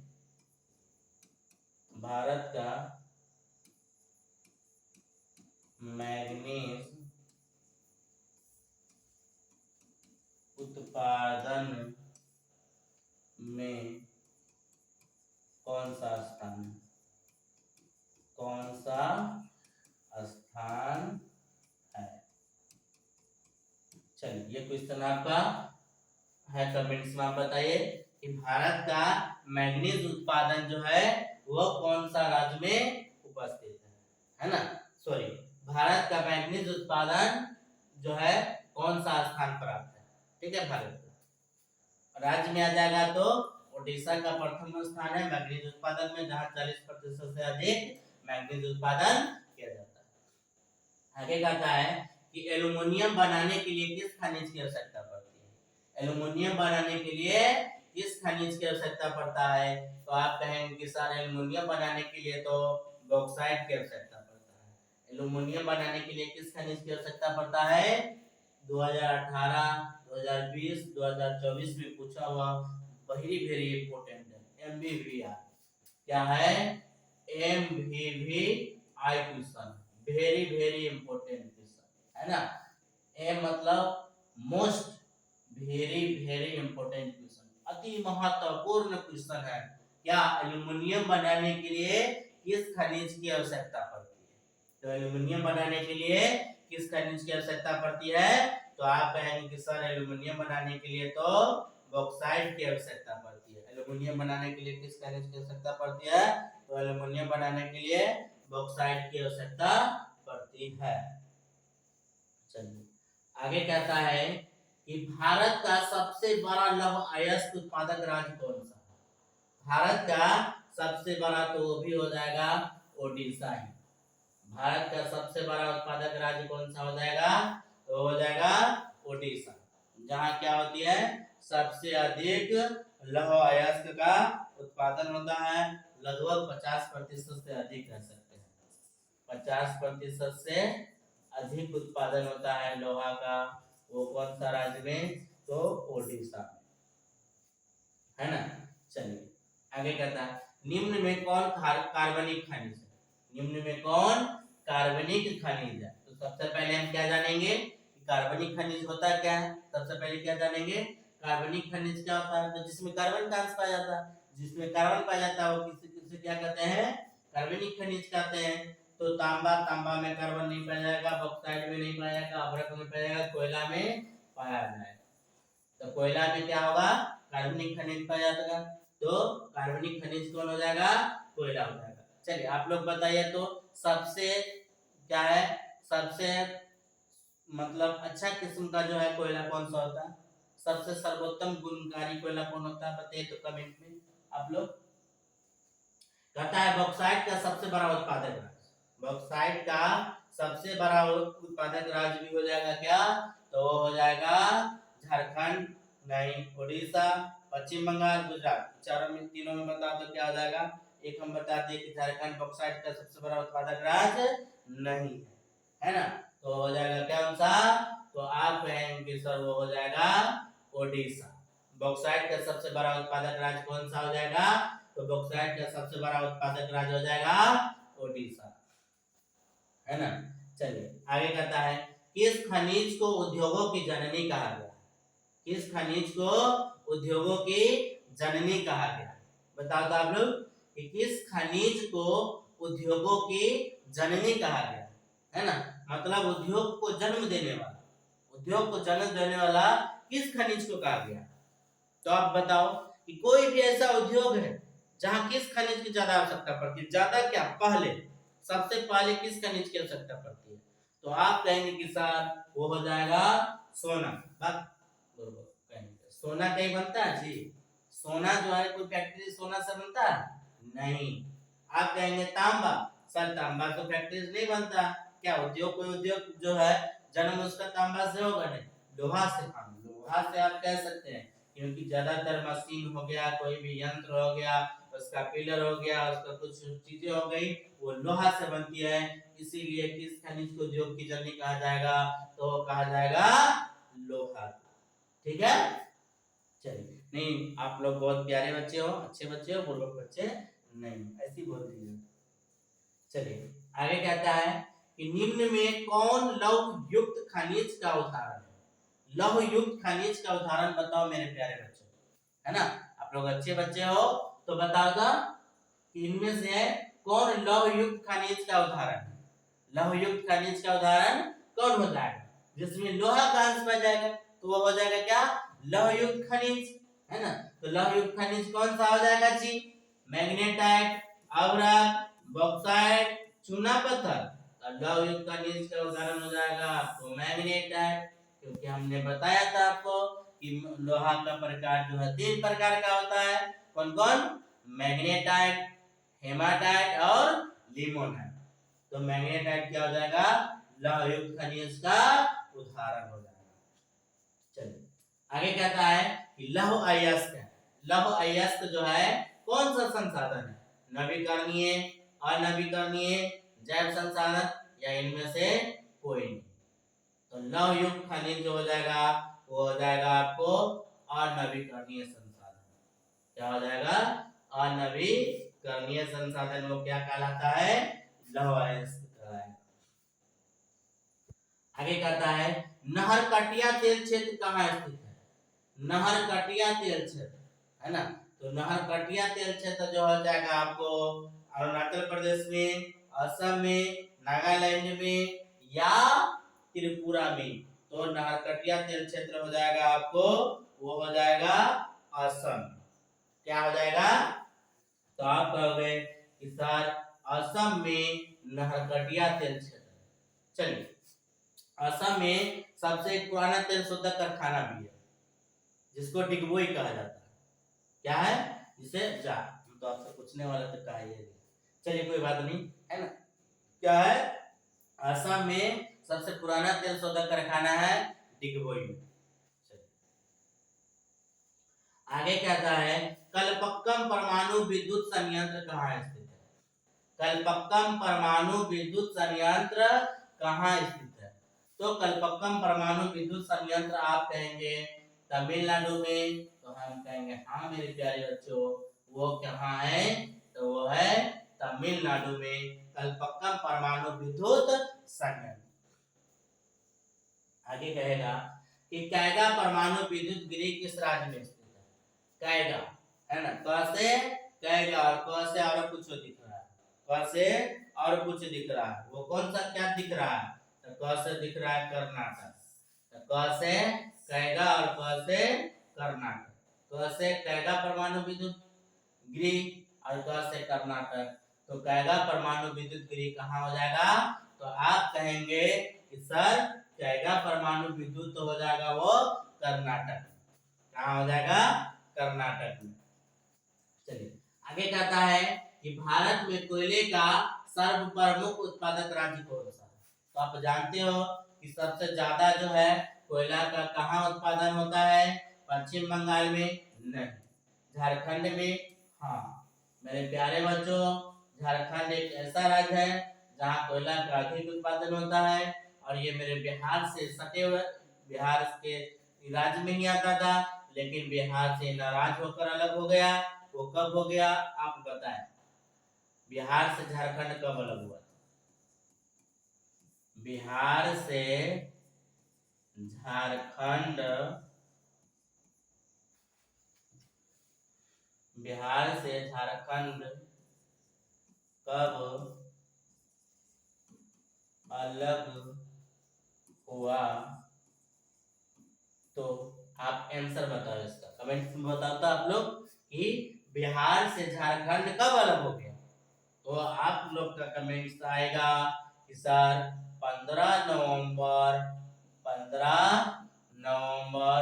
2000 को, 15 नवंबर 2000 को मेरा पड़ोसी राज्य झारखंड नाराज हो गया था और वो हमसे अलग हो गया ना।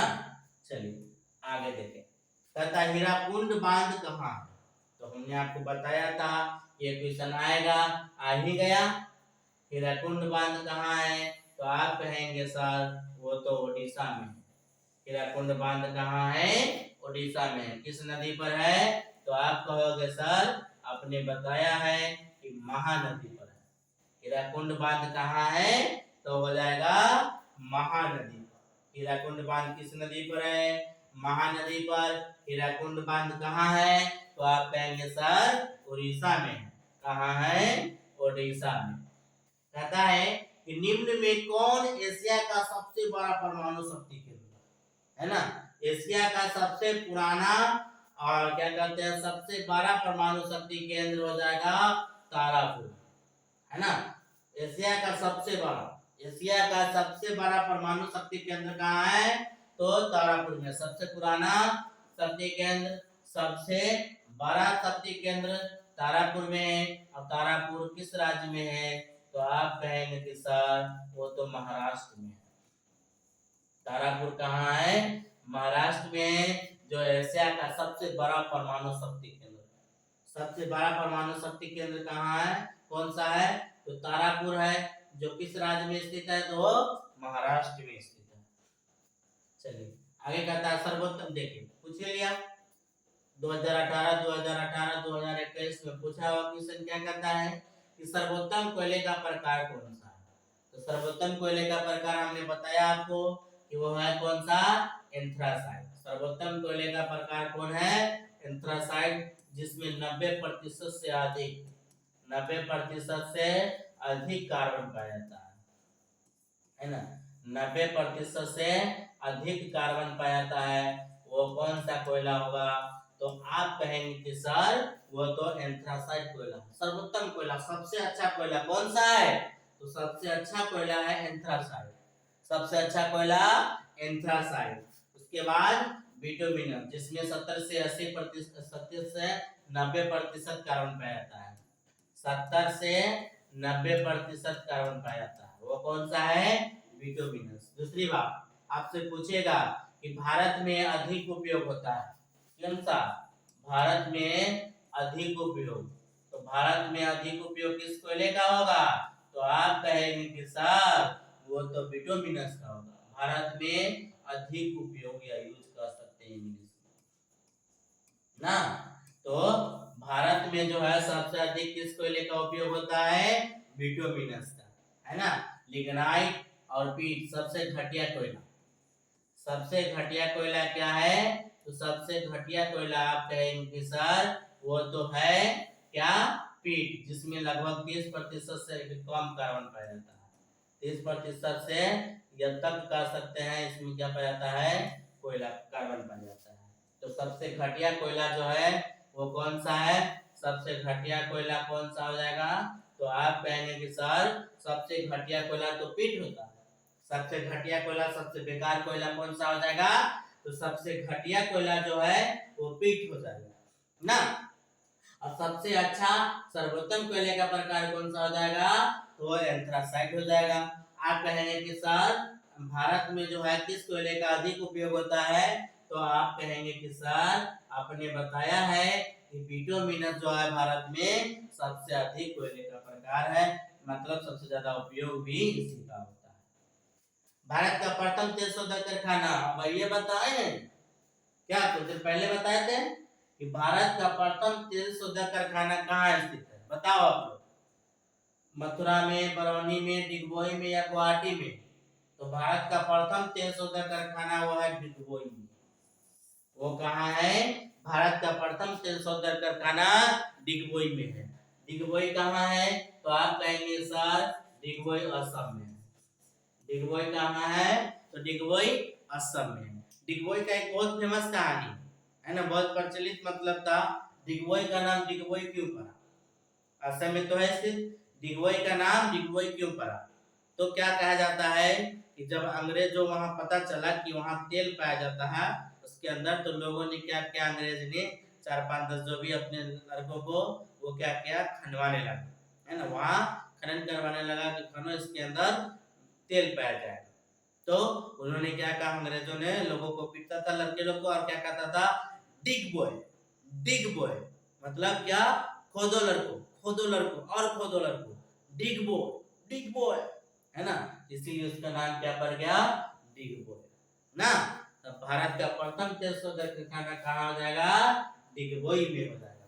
भारत का प्रथम तेल शोधक कारखाना डिगबोई में, जो कहाँ है, असम में। आगे कहता है कि भारत में मुख्यतः किस प्रकार का कोयले पाया जाता है, तो हम ये बता दिए हैं कि भारत में मुख्यतः बिटुमिनस पाया जाता है। ठीक है, भारत में मुख्यतः किस प्रकार का कोयला पाया जाता है, बिटुमिनस। आगे कहता है कि भारत किस स्थान पर पहला परमाणु ऊर्जा केंद्र स्थापित है, ये भी बता चुके हैं कि भारत में किस स्थान पर पहला परमाणु ऊर्जा केंद्र है, तो वह है तारापुर में। भारत में किस स्थान पर पहला परमाणु ऊर्जा केंद्र स्थापित है, तारापुर में। तारापुर कहाँ है, महाराष्ट्र में। तारापुर कहाँ है, महाराष्ट्र में। भारत के किस स्थान पे पहला परमाणु ऊर्जा केंद्र स्थापित किया गया है, तो आप कहेंगे सर तारापुर में। चलिए आगे कहता है कि भारत की प्राचीनतम कोयले की खान कौन है, प्राचीनतम, तो वो हो जाएगा रानीगंज। क्या हो जाएगा, रानीगंज। रानीगंज जो है सबसे पुराना कोयला का खान है। बताओ तो रानीगंज कहाँ है, बताइए तो आप लोग, रानीगंज कहाँ है मेरे प्यारे बच्चों, कमेंट्स में बताओ, चैट इधर उधर का बात मत करो और आंसर इसका सही बताओ। क्या हो जाएगा, रानीगंज कहाँ है, तो आप कहेंगे कि सर रानीगंज तो पश्चिम बंगाल में है। रानीगंज कहाँ है, पश्चिम बंगाल। रानीगंज कहाँ है, पश्चिम बंगाल में। भारत की प्राचीनतम कोयले की खान कौन है जाएगा, रानीगंज। रानीगंज कहाँ है, पश्चिम बंगाल में। चलिए आगे कहता है कि प्राकृतिक गैस किस खनिज के साथ पाया जाता है, प्राकृतिक गैस किस खनिज के साथ पाया जाता है, वेरी इंपोर्टेंट क्वेश्चन है ना, यूरेनियम के साथ, पेट्रोलियम के साथ, चुना पदार्थ, कोयला। तो आप कहेंगे सर प्राकृतिक गैस पेट्रोलियम के साथ पाया जाता है, पेट्रोलियम के साथ प्राकृतिक गैस पाया जाता है। तो प्राकृतिक गैस किस खनिज के साथ पाया जाएगा, तो आप कहेंगे सर पेट्रोलियम जो है, पेट्रोलियम खनिज के साथ प्राकृतिक गैस पाया जाता है। आप लोग क्या करें, शेयर भी करते रहे अपने ग्रुप में, अपने दोस्तों को, अपने रिलेशन को, अपने जो भाई हैं जो पढ़ने वाले हैं 10th में, जो भी पढ़ते हैं इस बार एग्जाम देने वाले हैं, उन लोग को भी शेयर किया करो, बहुत इंपॉर्टेंट क्वेश्चन सब आपको बता रहे हैं। आगे कहता है कि निम्न में कौन जीवाश्म ईंधन है, निम्न में कौन जीवाश्म ईंधन है, कोयला, पेट्रोलियम, प्राकृतिक गैस, इनमें से सभी। तो जीवाश्म ईंधन जो सब है, सबका ईंधन के रूप में हम लोग प्रयोग करते हैं, तो जीवाश्म ईंधन हो जाएगा वो क्या, इनमें से सभी, कोयला भी होगा, पेट्रोलियम भी होगा और प्राकृतिक गैस भी होगा ना। तो इनमें से कौन जीवाश्म ईंधन है, तो कोयला, पेट्रोलियम, प्राकृतिक गैस, इनमें से सभी। आगे कहता है हिमाचल प्रदेश के मणिकरण में किस प्रकार का ऊर्जा संयंत्र है। हिमाचल प्रदेश के मणिकरण में, कहा, मणिकरण में। आपको पूछेगा भी, क्या पूछेगा कि भूतापीय, है ना, क्या, भूतापीय ऊर्जा संयंत्र, क्या पूछेगा कि भूतापीय ऊर्जा संयंत्र कहाँ है, तो आप कहेंगे मणिकरण में। भूतापीय ऊर्जा कहाँ है, तो आप क्या कहेंगे कि सर वो हो जाएगा भूतापीय ऊर्जा संयंत्र तो कहाँ है, हिमाचल प्रदेश के मणिकरण में। दो क्वेश्चन, दो तरीके से क्वेश्चन पूछ सकता है। एक पूछा हुआ है क्या, हिमाचल प्रदेश के मणिकरण में किस प्रकार का ऊर्जा संयंत्र है, तो हिमाचल प्रदेश के मणिकरण में भूतापीय ऊर्जा संयंत्र अवस्थित है। दूसरा पूछेगा कि भूतापीय ऊर्जा संयंत्र कहाँ स्थित है, कहाँ अवस्थित है, तो आप कहेंगे सर हिमाचल प्रदेश के मणिकरण में। हिमाचल प्रदेश के मणिकरण में क्या है, भूतापीय ऊर्जा संयंत्र अवस्थित है। आगे कहेगा कि भारत के किस राज्य में सौर ऊर्जा के विकास की सर्वाधिक संभावना है। सौर ऊर्जा की असम में, बिहार में, राजस्थान में या मेघालय में। मेघालय में ज्यादा वर्षा होता है तो वहाँ सोलर सिस्टम की तो बातें नहीं होगी, है ना। तो सबसे अधिक कहाँ होगा, राजस्थान।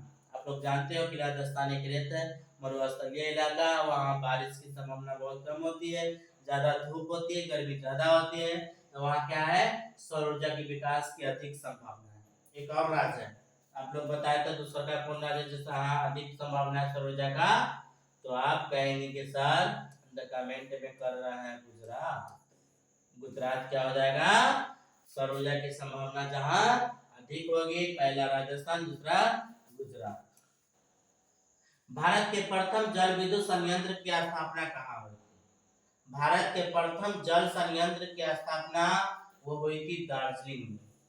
कहाँ हुई थी, दार्जिलिंग में भारत में प्रथम जल विद्युत संयंत्र की स्थापना हुई थी। भारत में प्रथम जल विद्युत संयंत्र की स्थापना कहाँ हुई थी, तो आप कहेंगे कि सर वो तो दार्जिलिंग में हुआ। भारत के प्रथम जल विद्युत संयंत्र की स्थापना कहाँ हुई थी, तो आप कहेंगे सर दार्जिलिंग में हुआ था। कहाँ हुआ था, दार्जिलिंग में। आगे कहता है विश्व पर्यावरण दिवस कब मनाया जाता है। विश्व पर्यावरण दिवस बहुत इंपोर्टेंट क्वेश्चन है। विश्व पर्यावरण दिवस कब मनाया जाता है, 5 अप्रैल को नहीं, 5 जून को। जी हाँ, 5 जून को क्या मनाया जाता है, विश्व पर्यावरण दिवस मनाया जाता है। विश्व पर्यावरण दिवस क्या मनाया जाता है, 5 जून को मनाया जाता है, ठीक है, विश्व पर्यावरण दिवस। और विश्व पर्यावरण संरक्षण दिवस कब मनाया जाता है, बताओ तो। विश्व पर्यावरण संरक्षण दिवस ये अलग हो जाएगा, विश्व पर्यावरण संरक्षण दिवस। सीधे एक था विश्व पर्यावरण दिवस, एक विश्व पर्यावरण संरक्षण दिवस कब मनाया जाता है, बताओ तो आप लोग। विश्व पर्यावरण दिवस कब मनाए जाएंगे, तो 5 जून को, ठीक है। चलिए आगे कहता है कि किसने कहा संसाधन होते नहीं बनते हैं। क्या कह रहा है कि किसने कहा संसाधन होते नहीं बनते हैं, बिल्कुल सही बात है ना। संसाधन होते नहीं बनते। मान लो ये मार्कर है ना, ये मार्कर को हम कहीं फेंक दें, इसका कोई उपयोग नहीं होगा। क्या, मान लो कि अगर किसी दूसरा रोड पे हम इस मार्कर को फेंक देते हैं, तो मार्कर को फेंक देने का तो कोई उपयोग होगा। लोग क्या कहेगा, दूर तोड़ी के कलम बाहो चलवे ना कर ना, ये क्या होगा, चलेगा ही नहीं। लेकिन यहाँ तो हमको यहाँ लिखने के उपयोग हो रहा है, यहाँ हमको लिखकर बता रहा है, समझा रहा है, यहाँ उपयोग हो रहा है। यही कहता है कि संसाधन होते नहीं, क्या कहते हैं, होते नहीं बनते हैं।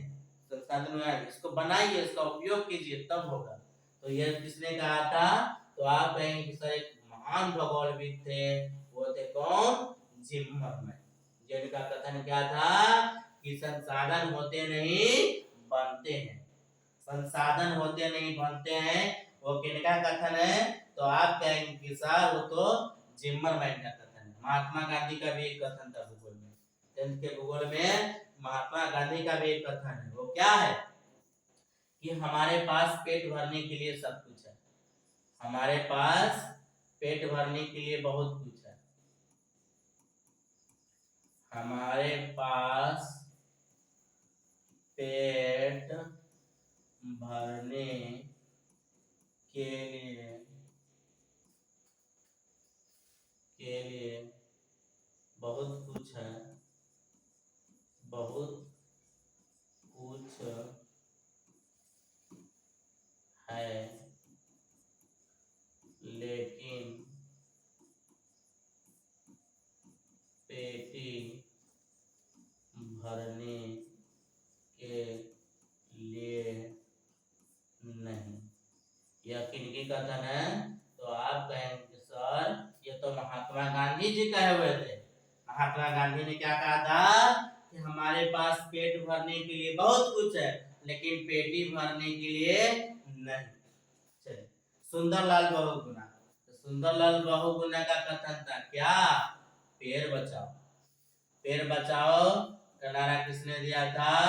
तो सुंदरलाल बहुगुणा। आप लोग कमेंट्स में बताया था कहाँ से संबंधित है? पेड़ बचाओ किस पेड़ के बचाने से संबंधित है? और ये सुंदरलाल बहुगुणा कहाँ की आंदोलन हुआ था पेड़ बचाओ? चलिए आगे है मेधा पाटेकर। मेधा पाटेकर का भी एक था क्या? नर्मदा बचाओ। नर्मदा बचाओ का नारा किसने दिया था? तो आप कहेंगे सर वो मेधा पाटेकर ने दी, है ना। सुंदरलाल बहुगुणा ने पेड़ बचाओ, महात्मा गांधी ने हमारे पास पेट भरने के लिए बहुत कुछ है लेकिन पेटी भरने के लिए नहीं, संसाधन होते नहीं बनते हैं, यह किनकी कथन है? तो आप कहेंगे सर जिम्मरमैन का। अच्छा आप लोग बताइए तो किसने कहा था कि बिहार के विकास के बिना भारत का विकास संभव नहीं है? बताइए तो आप लोग किसने कहा कि भारत का विकास जो है बिहार के विकास के बिना संभव नहीं है? बताइए तो जल्दी, आप लोग कमेंट्स कीजिए तो बताइए जल्दी कि किसने कहा भारत का विकास जो है बिहार के विकास के बिना संभव नहीं है? किसने कहा? जिनको हम लोग चलो हिंट दे देते हैं, जिनको हम लोग मिसाइल मैन के नाम से जानते हैं, जिनको हम लोग मिसाइल मैन के नाम से जाने जाते हैं। मेढक के प्रजनन को नष्ट करने वाला रसायन कौन है? मेढक के प्रजनन को नष्ट करने वाला रसायन कौन हो जाएगा? तो मेढक के प्रजनन को नष्ट करने वाला रसायन हो जाएगा, वो हो जाएगा एंड्रीन। वो क्या हो जाएगा? एंड्रीन। मेढक के प्रजनन को नष्ट करने वाला रसायन कौन हो जाएगा? तो हो जाएगा एंड्रीन। तो मेढक के प्रजनन को नष्ट करने वाला रसायन कौन हो जाएगा? तो हो जाएगा एंड्रीन, है ना। वो क्या हो जाएगा? एंड्रीन। चलिए आगे कहता है कि बृहद क्षेत्र में जल की उपस्थिति के कारण पृथ्वी को क्या कहते हैं? बृहद क्षेत्र में जल की उपस्थिति के कारण क्या कहते हैं, है ना। मतलब पृथ्वी पर सबसे अधिक जल पाया जाता है। आप लोग जानते हो कि पृथ्वी पर कितना प्रतिशत जल पाया जाता है? बताओ तो आप लोग। पृथ्वी पर लगभग 71% क्या पाया जाता है? जल पाया जाता है ना। और आप जो है चंद्रमान से या ऊपर से अंतरिक्ष से देखेंगे तो पृथ्वी कैसा दिखाई देता है? तो आप कहेंगे सब बुझा नीला नीला। तो कैसा दिखाई देता है? बृहद क्षेत्र में जल की उपस्थिति के कारण पृथ्वी कैसा दिखाई देगा? नीला नीला। जैसा आपको अभी बोर्ड दिख रहा होगा पूरा नीला नीला, वैसे ही ऊपर से पृथ्वी भी आपको कैसा दिखेगा? नीला नीला। तो जल की उपस्थिति के कारण होता है। ऐसा क्यों होता है? ज्यादा जल है पृथ्वी पर, अधिकतम भाग क्या चीज है? जल है, इसलिए कैसा पृथ्वी हमको दिखाई देगा? तो आप कहेंगे सर वो तो नीला कलर की तरह दिखाई देगा।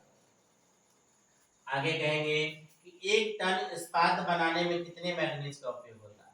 5 किलोग्राम नहीं, 10 किलोग्राम। हाँ, 1 टन इस्पात बनाने में कितने मैग्नीज का उपयोग होता है? 10 किलोग्राम मैग्नीज का उपयोग होता है। 1 टन इस्पात बनाने में कितने मैग्नीज का उपयोग होता है? तो 1 टन इस्पात बनाने में 10 किलोग्राम मैग्नीज का उपयोग होता है। आगे कहता है ऊर्जा का मुख्य स्रोत क्या है? ऊर्जा का मुख्य स्रोत क्या है? कोयला, पेट्रोलियम, विद्युत, इनमें से सभी। तो आप कहेंगे सर ऊर्जा तो इनमें से सभी से मिलता है। कोयला से भी मिलता है, कोयला से खाना बनता है, ऊर्जा मिलता है, चिमनी में जो लगता है और भी बहुत सारी चीजें होती है। पेट्रोलियम से गाड़ी वगैरह में डालता है तो वो भी क्या हो जाएगा, ऊर्जा उससे भी मिलती है। विद्युत से भी ऊर्जा, अभी देख रहे रोशनी ऊर्जा दे रही है, तो इनमें से सभी हो जाएगा। तो विद्युत का मुख्य स्रोत क्या हो जाएगा, कोयला, पेट्रोलियम, विद्युत, इनमें से सभी, तो इनमें से सभी। आगे लास्ट क्वेश्चन है, क्या है, यूरेनियम का प्रमुख उत्पादक केंद्र कौन सा है? यूरेनियम का प्रमुख उत्पादक केंद्र तो हो जाएगा जादूगोरा। यूरेनियम सबसे अधिक कहाँ पाया जाता है, जादूगोरा में, और जादूगोरा कहाँ है, झारखंड में। जादूगोरा कहाँ है, झारखंड में। आगे बस इतना ही, थैंक्स। और आप लोग जो है क्या कहते हैं, बताइए ईमानदारी से कि आप लोग जो है पूरा का पूरा, हमने 80 क्वेश्चन के प्लस क्वेश्चन कराया है ना। जो क्वेश्चन का ऑप्शन नहीं था बाकी बात हमने एक्स्ट्रा करा दिया है, लेकिन 80 क्वेश्चन क्या था, एक्यूरेट था, जिसका आप लोगों ने जवाब दिया होगा, है ना। तो 80 क्वेश्चन में आपका कितना आया है, आप लोग क्या करें, कमेंट्स करके हमें बताएं कि सर 80 में हमारा कितना आया है। उसके बाद ये क्वेश्चन आपके एग्जाम 2026 के लिए बहुत इम्पोर्टेंट है। 2026 के लिए ये क्या है, बहुत इम्पोर्टेंट है। MVVVI क्वेश्चन सबको लिए हैं। ये क्वेश्चन आप अपने दोस्तों के साथ जरूर शेयर करें, दोस्तों के साथ जरूर शेयर करें, ताकि वो भी जान जाए, वो भी पढ़ ले बेचारा, उनका भी कल्याण हो जाए। और कमेंट तो करना ही है, लाइक भी कर दीजिए, शेयर भी कर दीजिए। जय हिंद, जय भारत।